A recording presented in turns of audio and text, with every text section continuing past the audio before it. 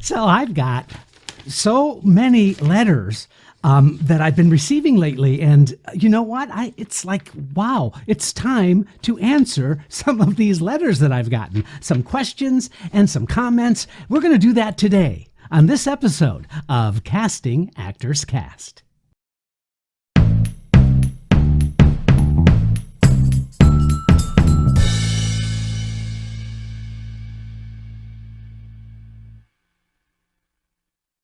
Woo! Well, hello, and welcome to today's episode of Casting Actors Cast. I'm casting director Jeffrey Dreisbach. Welcome to today's episode. I hope you're doing well. I'm looking forward to today's episode where I'm going to be answering some questions that I've received over the past couple of months. It's been kind of a long time coming, and so I thought it'd be a great opportunity to share some of the correspondence I've received, and perhaps you might have similar questions that get answered today as well.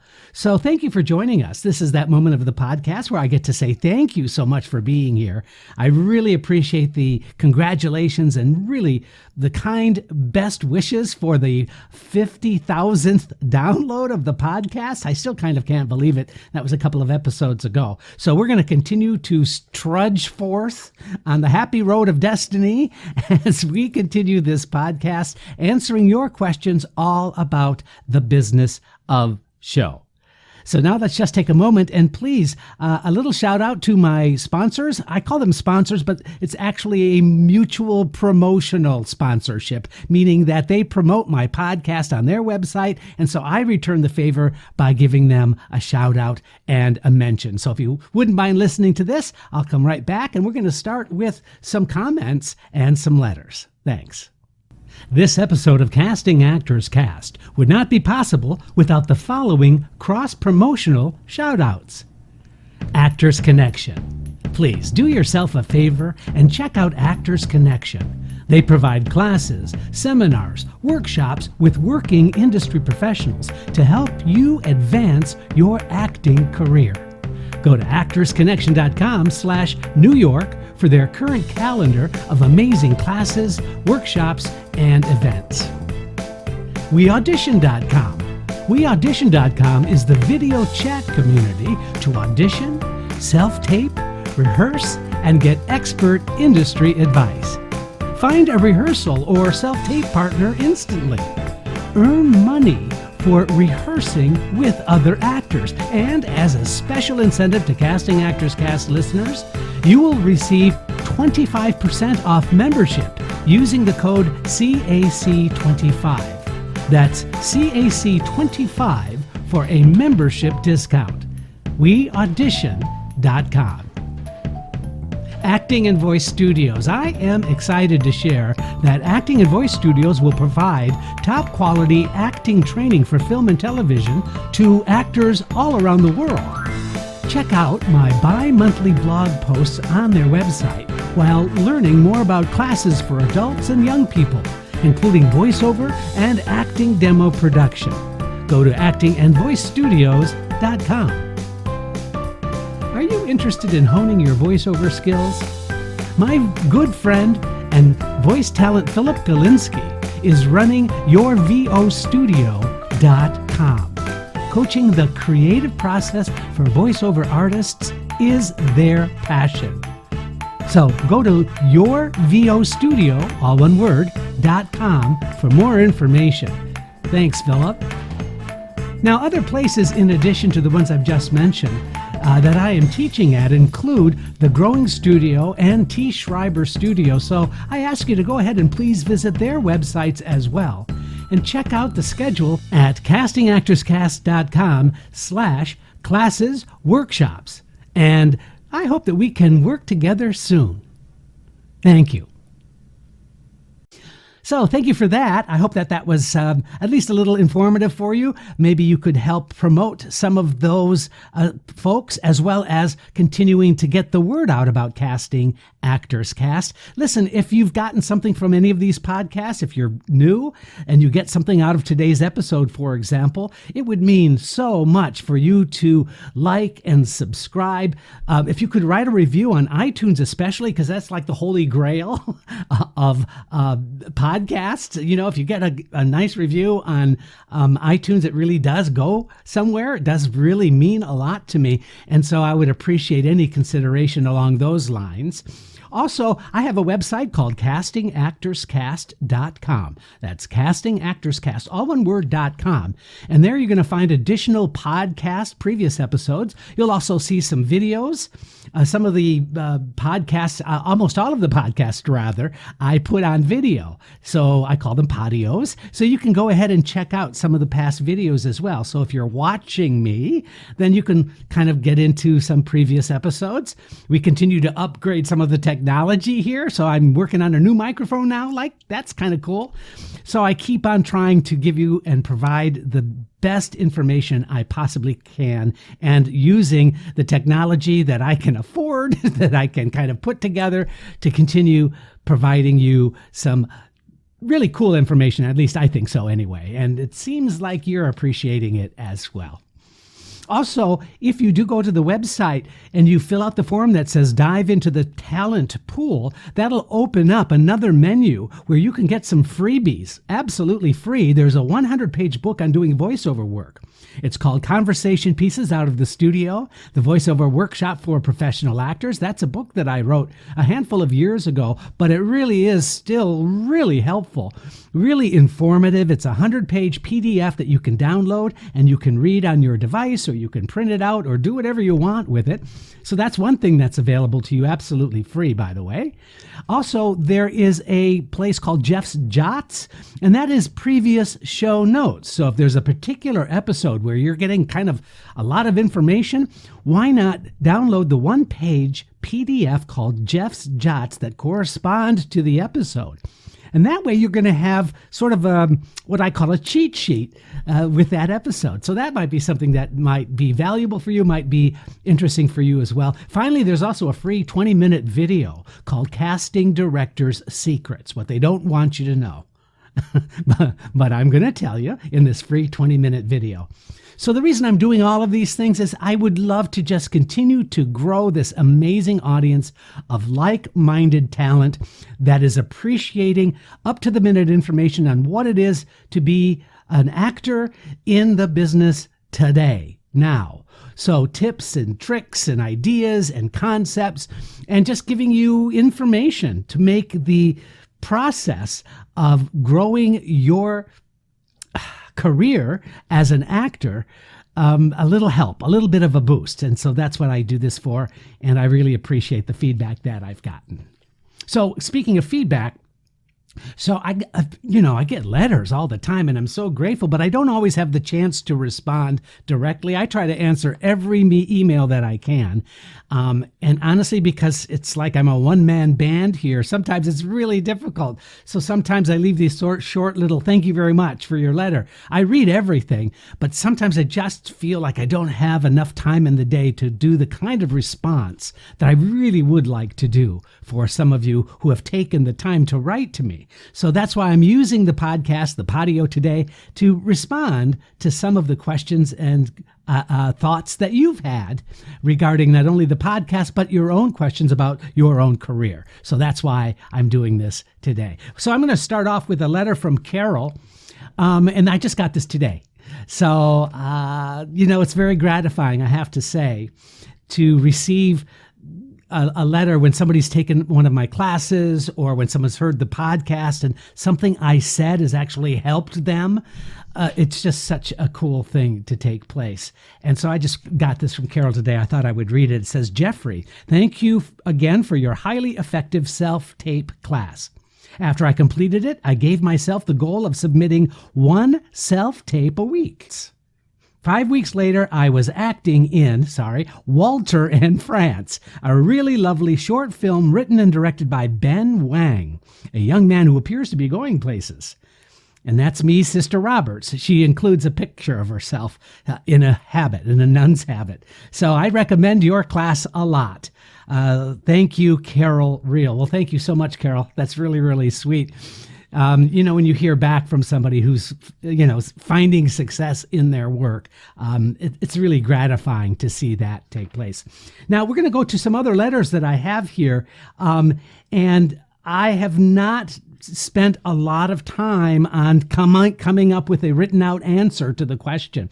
The reason for that is, quite honestly, I want to give more of a spontaneous response to some of these questions that I'm getting. I think there's value in that. It doesn't give me a lot of time to sort of ponder the perfect answer, because you know what? There is no perfect answer. You can only get information from a casting director based on their experience, right? And so I'm going to share my experience with you and hope that the advice that I give you is something that you can find useful and valuable. And of course, by all means, I certainly hope it works. I certainly hope if you follow some advice that you find it to be helpful for you and your career. So here's the letter. Letter number one. My first question to you, Jeffrey, is: should I try to find representation with a local New York agent? Central Artists in Los Angeles says they are bi-coastal, but almost all my auditions/bookings come from Prestige here in New York. I'm very loyal, but as you have said in your podcast, it's a business and not personal. I know all this is kind of in limbo production-wise with the pandemic at the moment, but this is my career and I need the best team I can assemble behind me.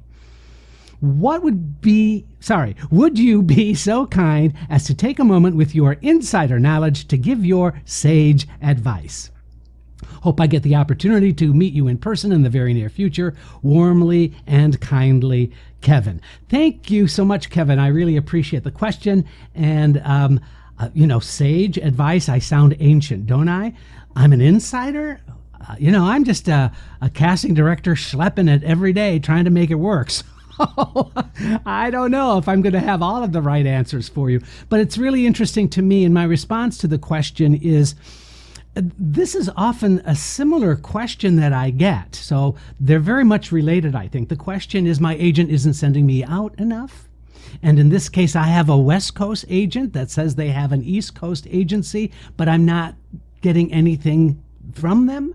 And so here's the thing I want to say, but I need to say it in kind of a sensitive way. And that is that, without sounding really weird about this, when you book a job, your 10% that you make on that job goes to them. So in essence, you are paying them. They help you find the opportunity.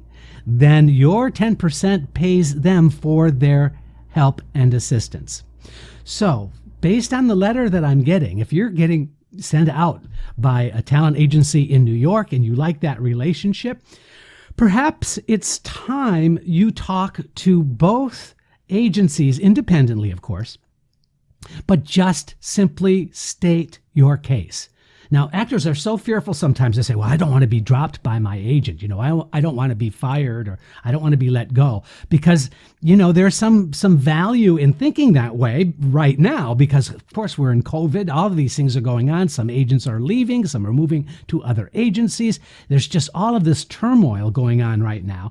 My projection is that it is going to be settling down fairly soon as theater starts opening up. We're looking at Broadway opening up in the fall. Many regional theater productions are starting up again. So I think we're going to get back to some sense of normalcy. So I would encourage you in the strongest possible terms to have a business meeting with the agents that you are with and that are sending you out independently. Simply explain that you would like to know what their thought is about continuing the relationship. It's a business meeting.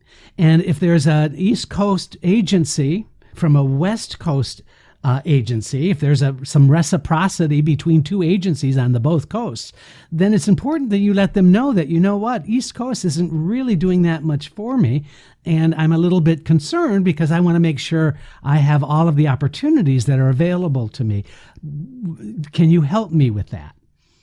You see, as a business-minded person, and you being the CEO of your own company, you have every right to have a sincere, open, honest meeting with those folks. Now, if prestige talent is sending you out, then that's great. That would just be a matter of having a meeting with prestige talent saying, you know what, I really appreciate that you've been sending me out, and I just want to know if there's anything I can do to continue to grow our relationship.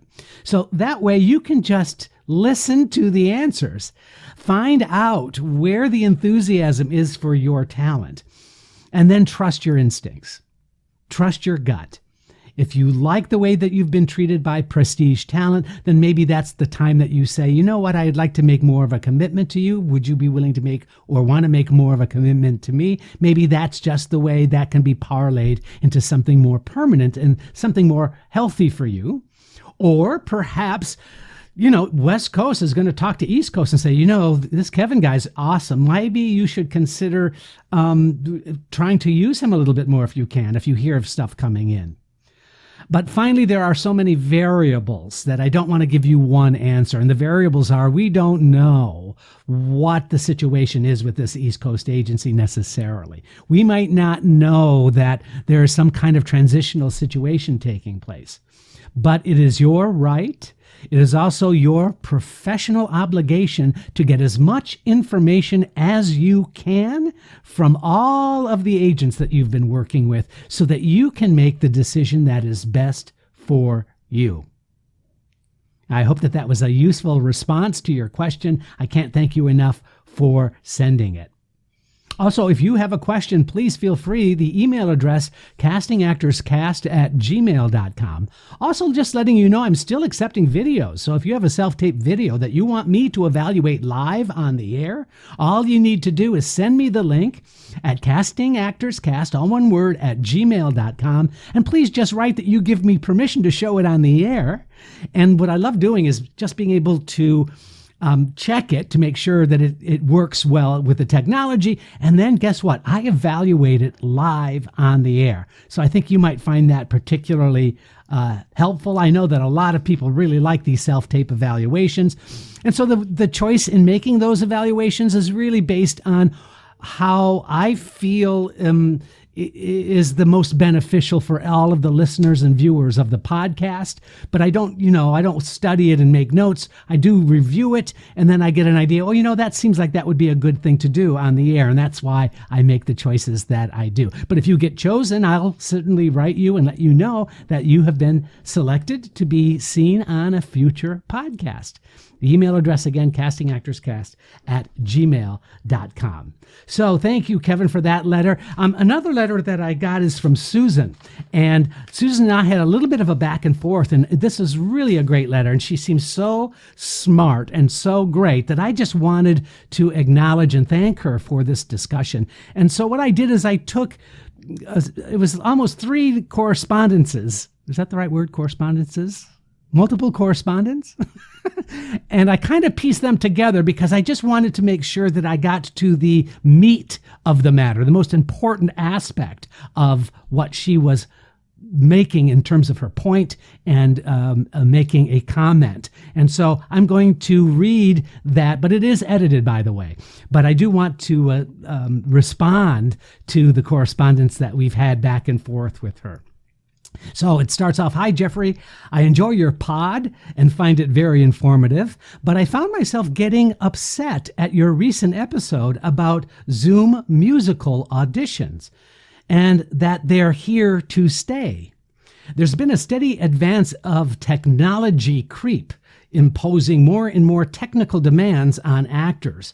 Stage actors are often suffocated by Zoom auditions, having their inventive powers confined to a screen, unable to respond to the room fully in the moment, having to squint at a reader on screen, unable to be fully physical, etc. And the production staff will get a limited understanding of the actor's capabilities while creating those very limitations, and might regret hiring the actor who's only capable of a cramped video performance and not a more expansive live presentation. Of course, COVID created extremely difficult audition situations, but the remote audition process was analogous to TV film production, so it was passingly okay, having had little success myself. I can't tell you how many stage actors on my Facebook and Instagram feeds are joyfully anticipating live auditions. You haven't provided any reasoning for why stage auditions would move to Zoom, barring pandemic, permanently in a significant amount. Stage actors are dying to be set free. Please don't dash our hopes. It's said that an audition is a chance to act on a Tuesday. But now an audition is playing dress up in your bedroom and screaming at your phone. For stage work, unless absolutely unavoidable, this helps no one. Theater is communal. Zoom is a poor substitute. I look forward to hearing the discussion. Thank you, Susan J. Jacks. Well, thank you so much, Susan. I really appreciate you taking the time to write such a thoughtful and meaningful letter. And I would love to respond and have a chat about this. So first of all, I never, ever want to make anybody upset. And so that particular episode had to do with some of the musical auditions we were having at the time at McCorkle Casting, doing a Broadway musical and a regional theater musical, so two musical productions, and the auditions that I was experiencing at that time. And I did mention, I said, you know what, I think Zoom auditions are here to stay. And I think that upset you, and I really understand why. But let me just tell you, I also said that theater is coming back. And that implies that we're going to be seeing live auditions very, very shortly, very, very soon. As a matter of fact, we are actually going to a performance of that musical slated for Broadway on Monday of this week. And so, and that's all going to be live. And just because of the restrictions being lifted, not only in New York, but at several other places throughout the country, that is also bringing back live auditions. So please don't despair. The advantage to Zoom auditions during the pandemic is obvious, and you made that really clear as well. So I just wanted to allay your fears. Musical theater auditioning is coming back. I have found that the musical auditioning process is a nightmare in Zoom, so I am completely in agreement with you about that. I suppose my thinking at the time was that, gosh, if you're going to have to do a musical audition, here are some thoughts or here are some ideas to help make that happen. But I agree with you. There's nothing like live performance. There's nothing like being in the room with an actor. And so I believe that Zoom is not going to be an important part of the future of auditioning for musical theater. I do believe it'll continue to be there for film and television production. And I think it's probably going to have a place as far as out-of-town performances like regional theaters. Sometimes they might prefer to not have to fly into the city and do a live theater audition. And so there are going to be some gray areas about this, but certainly musical theater is going to be, you have to do musical theater live. I agree. There's just no question. The other thing I just wanted to share with you, though, the other sort of important consideration to this discussion is that it's not just about what you do in front of a camera when you audition, right? You're not in the room, obviously. Everyone is in the same playing field about that. Everyone is doing the same thing by auditioning on Zoom, whether it's for musicals or not. The other thing is that your resume, your background, your experience says a lot more. And as a casting director, my job is to help fill in the blanks for the producer or the director that's looking to hire you. So it's not just watching you in Zoom. It's a contributing element, but also your resume, your background, your experience, all of those additional elements that tell me about you do contribute to that decision making. So if the director says, well, I'm not sure she can hit the back row of the theater, of my theater, and so how do I know that? Well, I simply say, well, let's take a look at some of the credit. Oh, look, she was here at this theater, which I happen to know has 1,000 seats in it. It's a 999-seat auditorium, and so she had this role in that theater. It kind of seems that knows what she's doing. Do you see what I'm saying? So it's not necessarily just the narrow focus of a Zoom audition. It is the other factors that can make up an audition. But happily, that's going to wane. That's going to slowly dissolve as we get back into doing live theater auditions. And frankly, I can't wait. I'm alone here in my studio. I miss human contact. So again, Susan, my thanks for that letter, and I hope that was kind of a helpful response as well. There's no reason to get upset. It's all about things that we can do to make ourselves feel better, feel more confident, and feel more prepared given the circumstances and the environment we find ourselves in. So thank you so much for listening today to Casting Actors Cast. I hope you found those responses at least a little bit helpful to you, and I look forward to seeing you on the next episode of Casting Actors Cast. Thanks. Casting Actors Cast is made possible with your support just by listening. Please like, share, and subscribe wherever you get your podcasts.